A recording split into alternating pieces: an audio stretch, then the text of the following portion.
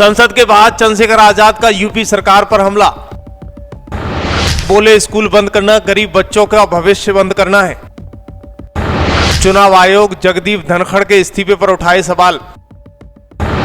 Azad Samaj party Kashiram के प्रमुख चंद्रशेखर आजाद ने उत्तर प्रदेश सरकार के प्राथमिक और उच्च प्राथमिक स्कूलों के विलय के फैसले पर तीखी प्रतिक्रिया दी। उन्होंने कहा कि यह फैसला गरीब और पिछड़े वर्ग के बच्चों के भविष्य को खत्म करने जैसा है। करीब 27,000 स्कूल बंद किए जा रहे हैं, जिससे बच्चे 3-3 किलोमीटर दूर स्कूल जाने को मजबूर होंगे। उन्होंने प्रस्ताव रखा कि अगर सरकार स्कूल नहीं चला सकती है तो इन स्कूलों को भीम आर्मी को सौंप दिया जाए। वे स्वयंसेवक के जरिए बच्चों की शिक्षा देंगे। चुनाव आयोग पर उठाए सवाल, केंद्र सरकार पर आरोप। दरअसल चंद्रशेखर आजाद ने यह भी कहा कि संसद में लगातार सरकार पर आरोप लगे हैं कि चुनाव आयोग सरकार का समर्थन कर रहा है। उन्होंने कहा कि ऐसे गंभीर मुद्दों की जांच होनी चाहिए, क्योंकि आम जनता में भी इसको लेकर चिंता है।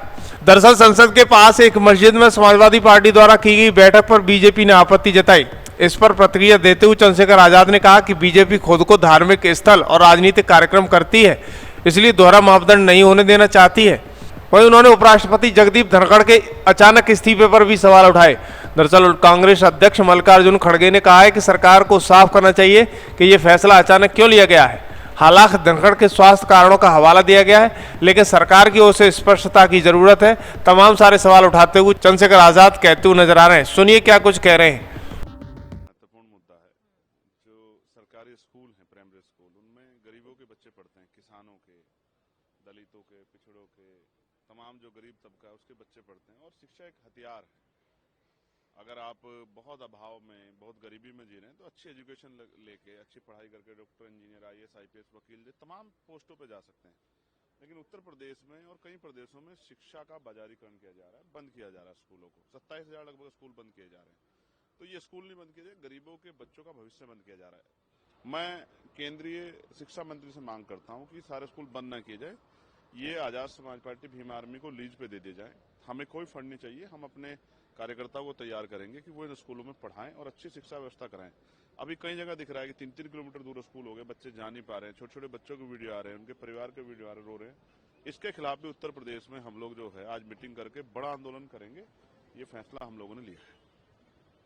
जिस तरीके से लगातार SIR का मुद्दा उठाया जा रहा है संसद में और संसद चल नहीं पा रहा है, आज भी एक प्रोटेस्ट हुआ। लगातार ये कहा जा रहा है, सरकार पर आरोप लग रहा है कि वोटों की चोरी की जा रही है। इलेक्शन कमीशन सरकार का साथ दे रहा है। आप कैसे देखते हैं? आपकी पार्टी? देखिए, मेरा बिल्कुल स्पष्ट है। मैं बिहार भी गया था अभी 2 दिन पहले। अगर कोई भी विषय आए तो उसकी जांच होनी चाहिए, उस पर चर्चा होनी चाहिए, सरकार को चर्चा करानी चाहिए। भाई ये बहुत बड़ा सवाल है कि इंस्टीट्यूशन पे चुनाव आयोग जो है, जो पूरा चुनाव कराता है, उस पर इतना बड़ा सवाल है। तो सवाल इसलिए भी जाहिर है क्योंकि जनता बोल रही है। मैंने भी खुद सुना है कि बहुत सारे ऐसे लोग हैं जिनकी जो मृतक हो गए हैं, उनके फार्म भरे जा रहे हैं।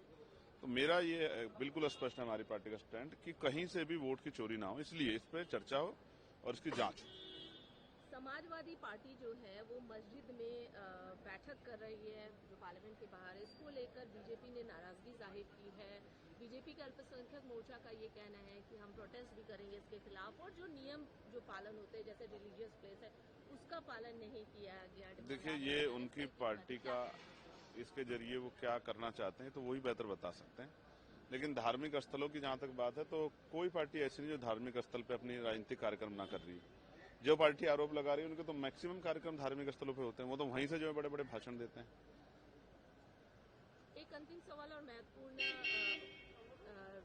राज्यसभा के सभापति जो उन्होंने इस्तीफा दिया उसके बाद लगातार सवाल उठ रहे हैं। मल्लिकार्जुन खड़गे कह रहे हैं कि सरकार को इस पर जवाब देना चाहिए कि अचानक क्यों उन्होंने इस्तीफा दिया। हालांकि उन्होंने खुद भी बताया है कि हेल्थ रीजन से उन्होंने। भारतीय राजनीति में ये पहला ऐसा मामला है जहां एक उपराष्ट्रपति ने इस्तीफा दिया है। चिंता का विषय, सवाल खड़े हो रहे हैं, सरकार को स्पष्ट कर देना चाहिए। हालांकि मैं उनके स्वास्थ्य की मंगल कामनाएं करता हूं कि उन्होंने खुद अपने लेटर में स्वास्थ्य रीजन दिया है। लेकिन अगर और भी कोई बात है, क्योंकि अचानक ये हुआ है, उससे पहले वो काम करे, तो सरकार को स्पष्ट कर देना चाहिए। और मुझे लगता है सरकार स्पष्ट कर सकती है।